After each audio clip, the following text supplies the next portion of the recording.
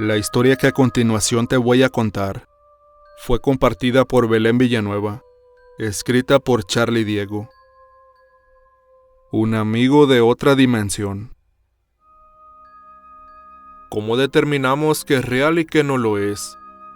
Solemos pensar que lo real es aquello que podemos ver, escuchar, oler, tocar o probar, pero no es así. Hay cosas que existen sin que las podamos percibir con nuestros sentidos básicos. Sin embargo, hay algunas personas que son capaces de adquirir un sexto sentido, con el cual puedes percibir estas cosas. Pero para alguien común, ¿cómo podría distinguir qué cosas existen realmente? La experiencia que tuve con mi hija se sale de todo lo común y lo normalmente aceptado. Nadie nunca te avisa sobre que estas cosas pueden ocurrir y mucho menos enseñan en ningún lado cómo sobrellevarlas.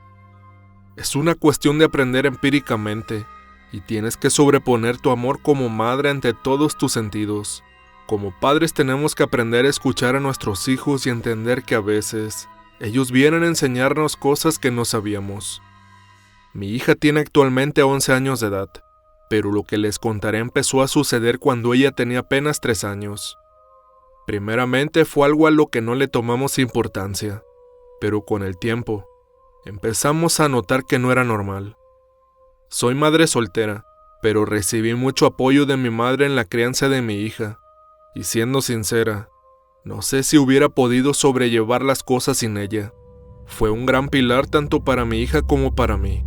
Mi hija se llama Ana y a sus 3 años de edad ya era una niña sobresaliente. Empezaba ya a leer algunas frases cortas y se sabía el abecedario completamente. No obstante, eso no era lo verdaderamente destacable de ella. Lo auténticamente maravilloso era su léxico, que para la edad que tenía era mucho más que destacable. Hablar con ella en una charla común y corriente era majestuoso, pues te podías dar cuenta de su habilidad para las palabras y planteamiento de ideas. Casi era como hablar con una mujer adulta. Todos los que llegaron a hablar con ella a esa edad se sorprendieron de su exacta pronunciación y su elocuencia sin igual. Me sentía muy orgullosa de tener una hija con aquel don tan maravilloso. Sin embargo, no todo era miel sobre hojuelas. Ana tenía una particularidad que contrastaba con todo lo ya mencionado. Ana tenía un amigo imaginario con quien hablaba en todo momento. Este amigo imaginario tenía un nombre, y la primera vez que lo mencionó, me impresionó muchísimo, pues no tenía idea de dónde hubiera podido sacar ese nombre, ya que no la dejaba ver la televisión, ni usar el internet, y además ninguno de sus compañeros de escuela tenía ese nombre. Su amigo imaginario se llamaba Jacinto, y no es un amigo cualquiera. Ana asegura que él fue quien le enseñó a hablar y también es quien resuelve todas las dudas que no podemos resolver nosotros. Además, me empezó a llamar la atención que algunas veces, mientras charlabas con ella en una conversación común, ella a veces solía confirmar lo que acababa de decir con un «¿Verdad, Jacinto?», y giraba la cabeza hacia la izquierda de tal forma que pareciera que realmente estaba viendo a alguien ahí, pero no había nadie nunca. Primero no me preocupé, pues pensé en que solo sería una etapa, pero con el tiempo me di cuenta de que todo estaba empeorando. Ana cada vez se distanciaba más de nosotros y el mundo que la rodeaba en general. A la edad de 5 años era rara a la vez que platicaba con nosotros, y la mayor parte del tiempo quería estar sola en su cuarto jugando con su amigo Jacinto. Fue en este punto que me empecé a preocupar, pues incluso en la escuela dejó de prestar atención. Además empezó a adquirir conocimientos que no le eran enseñados en la escuela, y de los cuales nunca nos quería contar de dónde los sacó. Algunas veces se limitaba a decir que lo escuchó decir a algunos compañeros de clase, o alguna otra excusa, pero jamás dijo que se las enseñara a Jacinto. La llevé con un psicólogo que le hizo diversas pruebas para descartar que se tratara de un desorden de personalidad múltiple, esquizofrenia entre otras. Sin embargo, el mismo psicólogo parecía confundido ante las respuestas de Ana, y aunque intentó darme un veredicto, lo cierto es que no fue muy creíble. Me mandó medicinas, pero al investigar para qué servían me di cuenta de que eran puros tranquilizantes, que lo único que harían sería adormecerla y no quería eso para mi hija. Fui con diversos psicólogos, pero el resultado siempre era el mismo.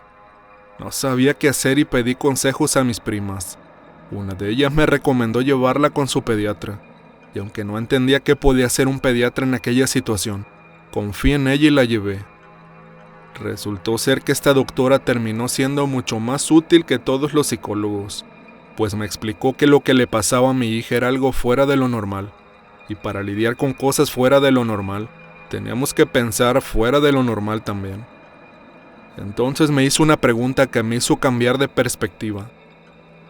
Ella dijo: ¿has considerado alguna vez que tu hija te esté diciendo la verdad siempre?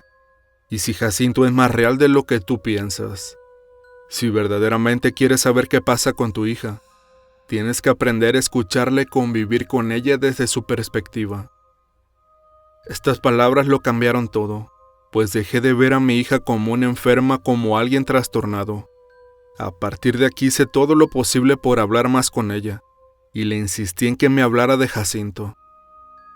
Primeramente ella no se abrió en lo absoluto, pero con el tiempo se dio cuenta de que genuinamente estaba interesada y empezó a contarme poco a poco más detalles. Aprendí que Jacinto era un niño de 12 años de edad y era de nacionalidad española.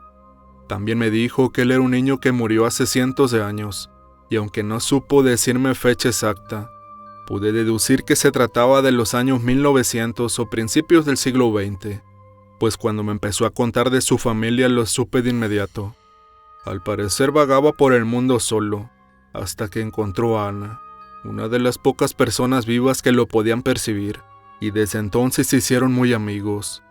Aceptar esto como realidad me costó muchísimo, pues seguía sin entender cómo esto era posible. Ciertamente era algo que me sobrepasaba, y quizá mi hija entendiera mucho mejor que yo el mundo a su corta edad, pues ella no parecía asustarle o extrañarle en lo más mínimo toda esta situación.